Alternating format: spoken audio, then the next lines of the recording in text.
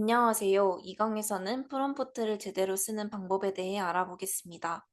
이전 강의에서 스티치가 어떤 도구인지 이해했다면 이번 강의에서는 어떻게 입력해야 원하는 UI가 정확하게 나오는지를 배우는 것이 핵심입니다. 결론부터 말하면 AI는 똑똑하지만 우리가 얼마나 구체적으로 말하느냐에 따라 결과가 완전히 달라집니다. 그래서 오늘은 좋은 프롬프트 구조와 실제 예시, 실습까지 진행해 보도록 하겠습니다. 다음 화면을 보시면 단순하게 그려진 스케치 하나가 고퀄리티 UI로 변환된 것을 볼 수 있습니다. 간단한 스케치로 원하는 스타일의 UI를 만들어낼 수 있다는 것이 놀랍지 않나요? 여기서 중요한 포인트는 AI가 잘해서가 아니라 프롬프트가 정확히기 때문입니다. 이 프롬프트를 보면 와이어프레임 이미지, 레이아웃 기준, 미니멀하고 미래지향적인 웹사이트 히어로 섹션, 헤드라인, 서브텍스트, CTA, 하프톤 디더링, 흑백 측면, 프로필 초상화와 같이 레이아웃, 텍스트 위치, 스타일, 분위기까지 전부 명시되어 있습니다. 즉, 그림을 잘 그리는 능력보다 중요한 건 설명을 잘하는 능력입니다. 프롬프트를 작성하려면 프롬프트에 적혀야 하는 키워드들이 뭐가 있는지 알아야겠죠? 먼저 어떤 환경인지 정해야 합니다. 앱인지 웹인지. 이걸 명확히 안 쓰면 완전히 다른 UI가 나옵니다. 앱과 웹의 가장 큰 특징은 앱은 세로 스크롤 중심, 웹은 가로 레이아웃 중심이라는 점입니다. 다음은 페이지 목적입니다. 페이지에 목적이 없다면 AI는 무슨 화면인지 모릅니다. 이 강의에서는 네 가지의 페이지 타입을 소개하고 있지만 어떤 프로덕트를 만드느냐에 따라 다양하게 나뉠 수 있습니다. 주로 쓰이는 페이지로는 로그인 페이지, 대시보드, 커뮤니티, 랜딩 페이지가 있습니다. 마지막은 구조입니다. 구조를 통해 UI가 정돈될 수 있습니다. 페이지 내부에서 사용되는 레이아웃을 정의 내려주지 않는다면 AI는 사용자의 의도와 다른 레이아웃과 분위기를 연출하게 될 것입니다. 그리드란 리스트나 카드형 정보 배치 형식으로 상품 목록 등 타일식 나열에 최적화된 레이아웃입니다. 카드 타입은 말 그대로 정보 단위를 모듈화하여 카드 모양처럼 시각적으로 명확하게 구분된 것을 의미합니다. 사이드바는 내비게이션이 강조된 구조로 대형 웹이나 관리 앱에 주로 사용됩니다. 미니멀의 경우 불필요한 요소를 제거하고 핵심 정보에만 집중하는 디자인을 의미합니다. 이처럼 AI의 디바이스, 페이지 타입, 레이아웃을 통해 페이지의 확실한 분위기와 스타일을 키워드로서 정확하게 전달하는 것이 중요합니다. 이제 키워드들을 활용한 실제 프롬프트 구조를 보겠습니다. 프롬프트는 화면에 보이는 4단계로 생각하면 됩니다. 첫 번째, 어떤 서비스인지 정의하는 앱. 두 번째, 무슨 기능이 있는지 정의하는 펑션. 세 번째, 디자인의 분위기를 나타내주는 스타일. 마지막으로 UI 내의 구조를 나타내는 레이아웃입니다. 아래 예시로도 제시되어져 있는데요.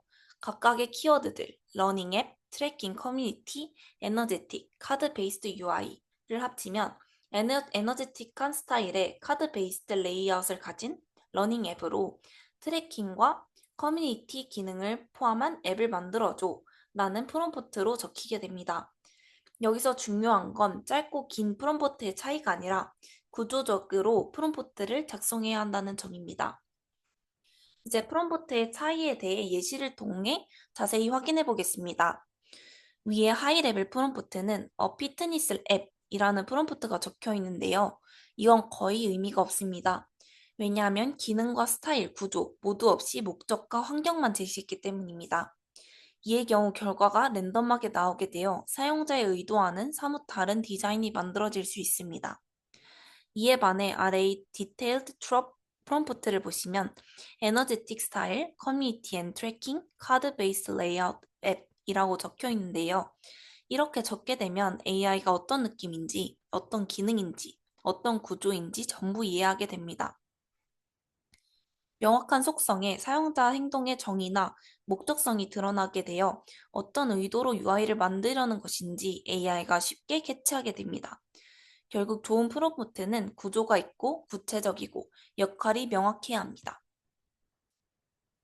지금까지 중요한 포인트들을 정리해보자면 첫 번째로 논리적인 순서대로 스트럭처를 명확히 서술하되 구체적인 레이아웃과 스타일 톤이 명확하게 제시돼야 합니다. 다만 상충되는 스타일을 함께 적게 되면 디자인의 일관성을 유지하지 못하고 혼합된다는 점을 유의해야 합니다. 아직 AI 프롬프트는 구체적인 수치를 모두 반영할 만큼 고도화가 되어 있지 않기에 픽셀 단위로 과하게 제한두기보다는 기능과 역할 위주로 확실한 감정어를 사용하여 설명하는 것이 좋습니다. 다음은 프롬프트 작성 팁입니다. 스티치에서는 빠른 초안 작성이 필요할 때 아이디어 스케치로 좋을 플래시 모드가 있고 실제 시안에 최종 결과물을 제작하기에 좋은 띵킹 프로 모드가 있습니다. 빠르게 진행하기에는 플래시가 좋지만 두 모드의 성능 차이가 월등히 크기 때문에 실무에서는 프로 모드로 사용하는 것을 추천합니다.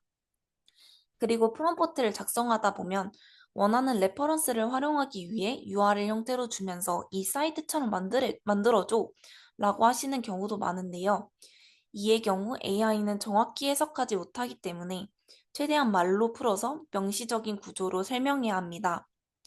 이제 이 프롬프트를 실제로 활용해서 UI를 만들어 보는 실습을 진행해 보겠습니다. 지금 보시는 이 스케치는 제가 간단하게 그린 화면입니다.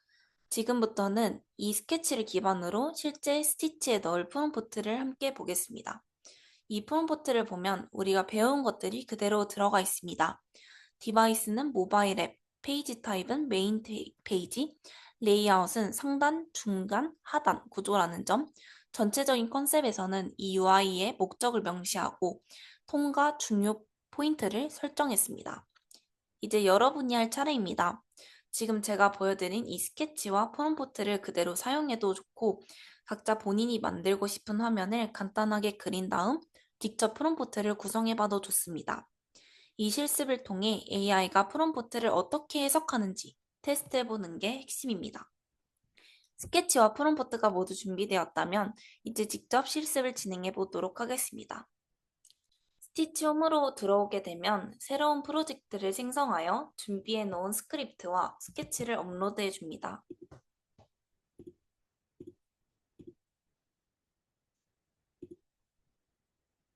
저는 플래시 모드로 진행을 해볼 텐데요.